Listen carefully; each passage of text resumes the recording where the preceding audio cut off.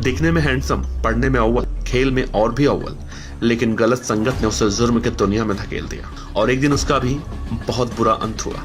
आज हम बात करेंगे इस एपिसोड में दिल्ली एनसीआर के कुख्यात गैंगस्टर और दिल्ली का दाऊद इब्राहिम कहे जाने वाले नीरज बवानिया के भाई शक्ति दादा के जीवन के बारे में कि आखिर शक्ति दादा की हत्या क्यों की गई, जबकि सभी को पता था कि शक्ति दादा उसका भाई है जिसे दिल्ली एनसीआर का दाऊद इब्राहिम कहा जाता है। तो चलिए वीडियो की शुरुआत करते हैं। हरियाणा के झज्जर जिले के एक गाँव में 1995 को जाट परिवार में पैदा हुआ था शक्ति दादा। उसका परिवार एक किसान परिवार था, या फिर उसे हम संपन्न किसान परिवार कह सकते हैं। किसी भी चीज की परिवार में कोई दिक्कत नहीं थी। दिखने में भी शक्ति दादा बहुत ज्यादा सुंदर था। शुरुआत में पढ़ने लिखने में बहुत ठीक था। उसके मामा दिल्ली के नजफगढ़ के कांग्रेस से विधायक भी रह चुके हैं। नजफगढ़ के जिस विधायक मामा से शक्ति दादा का रिश्ता था, उसी विधायक मामा से दिल्ली एनसीआर के कुख्यात गैंगस्टर नीरज बवाना का भी एक रिश्ता था। वो भी नीरज बवाना का मामा था, यानी कि नीरज बवाना और शक्ति दादा दोनों मौसेरे भाई थे। लेकिन ऐसी क्या वजह थी कि शक्ति दादा जुर्म की दुनिया में कूद गया और एक दिन उसका अंत हुआ। दरअसल शक्ति दादा को खेलना बहुत ज्यादा अच्छा लगता था और पढ़ना उससे भी ज्यादा, लेकिन मौसी के लड़के यानी कि नीरज बवाना की संगत ने उसे जराइम की दुनिया में आने को मजबूर कर दिया। शक्ति दादा के गाँव वाले कहते हैं कि शक्ति दादा बहुत ही सभ्य लड़का था। उसका जुर्म की दुनिया में रहने वाले लोगों से किसी भी तरह का कोई रिश्ता नाता नहीं था। लेकिन 15 साल की उम्र के बाद उसकी कई ऐसी तस्वीरें सामने आने लगी जिसमें वो बड़े बड़े गैंगस्टरों के साथ फोटो खिंचवाने लगा। और इसके पीछे सबसे बड़ी वजह यही थी कि नीरज बवाना उस समय तक दिल्ली एनसीआर का सबसे बड़ा खतरनाक गैंगस्टर बन चुका था। ये बात है 2014 की, जब शक्ति दादा पहली बार नीरज बवाना के साथ पश्चिम बंगाल में रह रहा था और उस वक्त नीरज बवाना फरारी काट रहा था। और कहा जाता है कि उसकी फरारी काटने में शक्ति दादा ने नीरज बवाना की बहुत ज्यादा मदद की थी और यहीं से उसका भी इंटरेस्ट जराइम की दुनिया में धीरे धीरे होने लगा और वो एक एक कर छोटी छोटी वारदातें करने लगा। लेकिन छोटी छोटी वारदातों को अंजाम देते देते वो कब बड़ी बड़ी वारदातों को अंजाम देने लगा उसे खुद ही नहीं मालूम चला।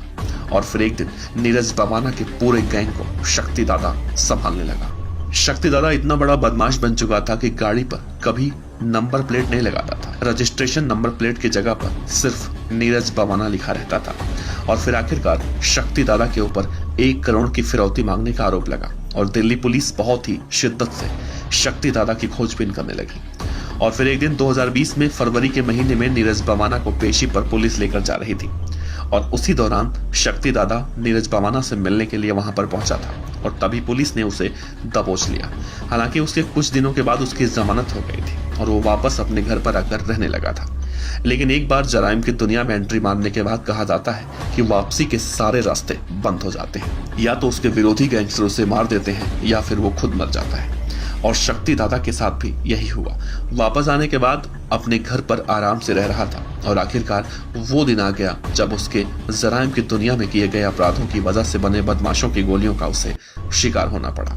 वो दिन था 7 अक्टूबर 2020, जब शक्ति दादा अपने दोस्तों के साथ मैदान में वॉलीबॉल खेल रहा था और तभी अचानक 2 बाइक पर सवार होकर 4 अज्ञात लोग आते हैं और धड़ाधड़ 12 गोली शक्ति दादा के सीने में उतार देते हैं और शक्ति दादा की वहीं पर मौत हो जाती है। इसके बाद उन अज्ञात हमलावरों की तलाश भी बहुत शिद्दत से होने लगती है और आखिरकार अशोक प्रधान गैंग का एक शूटर पकड़ा जाता है और मालूम चलता है कि यह हत्या वर्चस्व को लेकर की गई थी। हम लगातार अपराधियों के जीवन पर वीडियो बनाते रहते हैं। इसके पीछे हमारा मकसद होता है कि अपराध की दुनिया बाहर से देखने में जितनी अच्छी लगती है, अंदर से उतनी ही ज्यादा भयावह होती है और उसका अंत ऐसे ही होता है। चाहे वो जयपाल भुल्लर हो, विक्की गोंडर हो, सुक्खा गहलोत हो, दुर्लभ कश्यप हो, सभी का यही हाल होता है। कहा जाता है कि नीरज बवाना उसे इतना प्यार करता था कि उसे खरोच तक आती थी तो नीरज बवाना को बहुत ज्यादा तकलीफ पहुंचती थी। शक्ति दादा की मौत के बाद ये भी बातें निकलकर सामने आती हैं कि नीरज बवाना आज भी शक्ति दादा को याद करके रोता है। लेकिन अब रोकर क्या फायदा? अब आप ही बताइए, शक्ति दादा के जुर्म के दुनिया में आने के पीछे नीरज बवाना का हाथ है या नहीं? अगर शक्ति दादा और नीरज बवाना दोनों मौसेरे भाई नहीं होते तो क्या वो जुर्म की दुनिया में आता? और अगर वो जुर्म की दुनिया में नहीं आता तो क्या आज वो जिंदा नहीं होता? आप अपने सलाह सुझाव जरूर रखिएगा।